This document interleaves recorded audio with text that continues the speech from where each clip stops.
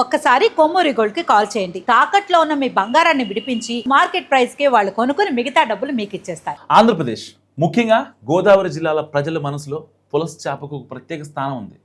పుస్తెలు అమ్మైనా సరే పులస తినాలి అనే సామెత ఈ చేపకున్న అసాధారణ డిమాండ్ను, దాని అధిక ధరలను క్రియేట్ చేస్తుంది. అయితే గోదావరిలో ఇదే పులస రుచి, దాని ప్రత్యేకతలు చాలామందికి ఆసక్తిని కలిగిస్తాయి. వాస్తవానికి పులస అనేది సముద్రంలో నివసించే హిల్సా ఇలీషా అనే చేప జాతికి చెందింది. సముద్రంలో ఉన్నప్పుడు దీనిని ఇలస లేదా విలస అని పిలుస్తారు. ఈ చేప గుడ్లు పెట్టేందుకు సముద్రం నుంచి నదుల వైపు వలస వస్తుంది. ముఖ్యంగా గోదావరి నదిలోకి ఎదురు ఇది వచ్చే ఈ చేప ఆ ప్రయాణంలో దాని శారీరక నిర్మాణం, రుచిలో చాలా మార్పులకు లోనవుతుంది.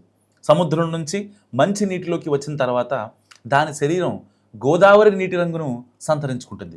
అసలు గోదావరి పులస గోదావరి నీటి రంగులో ఉంటుంది. అయితే ఇలస మాత్రం నెమలీక రంగులో, అంటే నీలం రంగులో ఉంటుంది.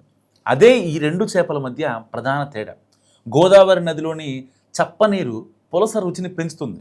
సముద్రం నుంచి మంచినీటికి రావడానికి చేప ఎదురెదినప్పుడు దాని శరీరంలో కొవ్వు బాగా పెరిగిపోతుంది.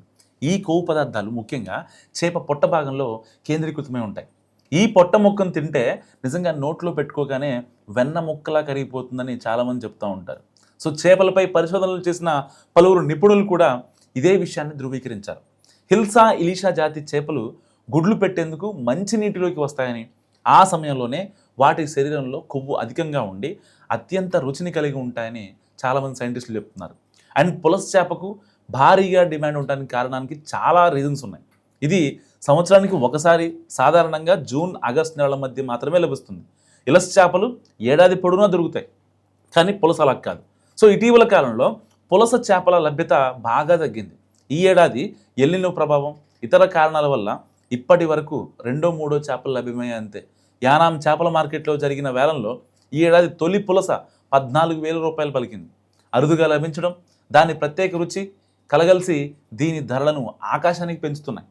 అంతేనా, పులస దొరికితే తమకే ఇవ్వాలని చాలామంది జాలర్లకు అడ్వాన్సులు కూడా ఇచ్చేస్తున్నారు చాలామంది. పులస కేవలం ఆహార పదార్థం మాత్రమే కాదు, గోదావరి జిల్లాల సంస్కృతిలో ఒక భాగంగా మారింది. ఈ సీజన్లో బంధువులకు హైదరాబాద్, బెంగళూరు, దుబాయ్ వంటి దూర ప్రాంతాల్లో ఉన్న స్నేహితులకు కొరియర్ ద్వారా లేదా బస్సుల ద్వారా పులస చేపను పంపించడం ఆనవాయితీ. గోదావరి పులస దొరకగానే ఒక బంగారం దొరికినట్టు భావిస్తారు చాలామంది. మార్కెట్లో కూడా దీనికి విపరీతమైన డిమాండ్ ఉంటుంది. పులస రుచి చూడటం అనేది ఒక అనుభూతి. ఇది కేవలం ఒక చేపకు సంబంధించిన విషయం కాదు, అది గోదావరి నది జీవనానికి, ఆ ప్రాంత సంస్కృతికి ప్రతీక. దాని అరుదు, ప్రత్యేక రుచి దీనిని గోల్డెన్ చేపగా మార్చాయి. మరి మీరేమనుకుంటున్నారు పులస గురించి? మస్ట్గా కామెంట్ చేయండి.